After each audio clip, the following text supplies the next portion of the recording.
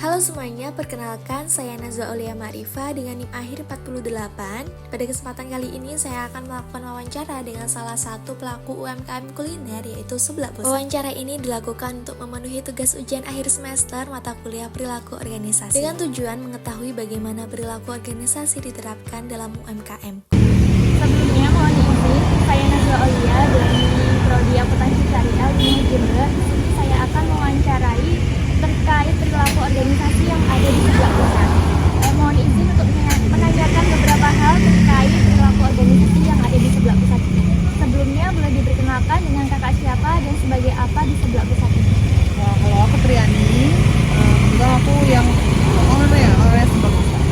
Baik. Nah, bagaimana pembagian tugas karyawan yang ada di Seblak Pusat ini? Mulai dari pembuatan seblak atau penyajiannya? Oke, jadi sebenarnya basically karyawan itu adalah orang yang bekerja di lokasi aja. Jadi di luar lokasi dia sebenarnya nggak terlibat langsung dalam pembuatan bumbu misal atau kopi.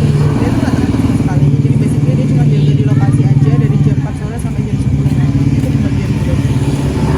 Terus apakah ada yang melayani sendiri, memasak sendiri? Enggak sih, karena ini UMKM kecil mungkin ya. Jadi satu orang aja itu udah merangkap semua. Tapi kebetulan karena di sini tuh sama aku, jadi kita kerja timnya lah. Bagaimana nih cara kakak sebagai owner nih memastikan setiap karyawan itu bekerja sama dengan baik agar kualitas dari seblaknya itu tetap terjaga? Ya, sebenarnya beberapa case itu masih terjadi kayak kesalahan pembuatan kesalahan rasa gitu kali ya. Terus mungkin pelayanan yang kurang atau kopi yang sama kebetulan itu sering terjadi kan. Nah, caranya aku nge-build mereka adalah dengan terus-terusan ngingetin. Sebenarnya kan kalau kita kerja bareng tuh kelihatan salahnya di mana. Tapi kalau cabang-cabang aku yang lain kan nggak ada akunya, itu kan pakai karyawan ya. Jadi cara aku ngontrol adalah dengan terus-terusan komunikasi sama mereka. Karena aku sebenarnya nggak tahu juga. Tapi meskipun udah komunikasi kadang masih ada kesalahan juga kan. Jadi satu-satunya hal yang bisa aku lakukan adalah komunikasi, terus datang langsung ke lokasi cabang lain, terus quality control. Nah, selanjutnya bagaimana nih kepemimpinan yang kakak terapkan agar karyawan itu dapat bekerja sama dengan baik untuk memuaskan pelanggan? Contohnya kayak memuaskan pelanggan itu yang dapat meningkatkan penjualan gitu. Apakah ada variasi terhadap rasanya atau gimana? Kalau aku basically Seblak Pusat tuh kan karyawannya tuh nggak beda jauh sama aku ya. Jadi aku selalu ngingetin kalau coba tiru cara aku berdagang gitu kan, mungkin ramah, terus habis itu ditawarin. Jadi banyak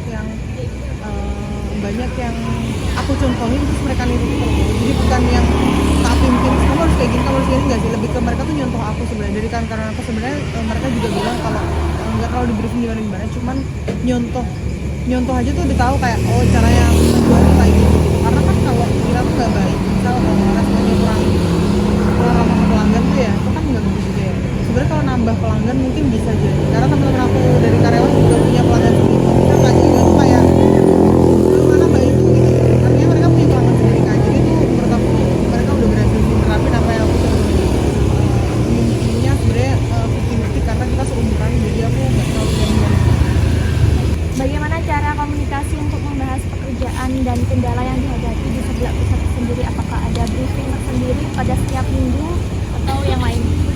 Sebenarnya kita ada rapatnya tuh setiap meeting, lebih ke apa ya, lebih ke meet up gitu, ramean itu per bulan.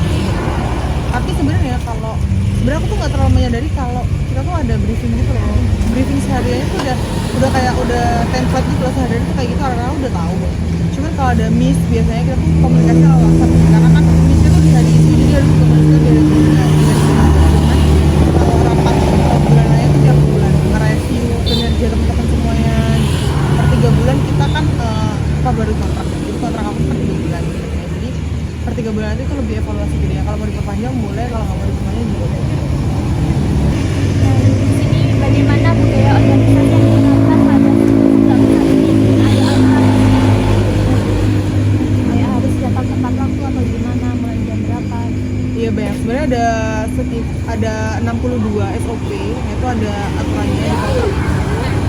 Kalau aku nerapinnya sebenarnya lebih ke ikuti aturan aja. Misal sebelah pusat itu rasanya gimana, berangkat jam berapa, tutup jam berapa, topnya ada apa aja, itu kan lengkap banget SOP.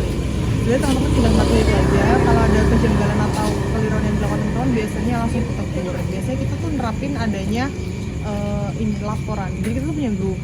Nah, everyday kita tuh lapor di situ, misal kelengkapan topping, berangkat jam berapa, kita tuh ada kayak pub gitu loh di grup, kayak oh ya udah datang jam segini tuh udah ada jam-jam patennya kan, terus topping-toppingnya, terus rasanya. Jadi kita sebenarnya kalau sehari-hari itu kan quality controlnya tuh di WhatsApp karena kan nggak bisa keliling setiap hari.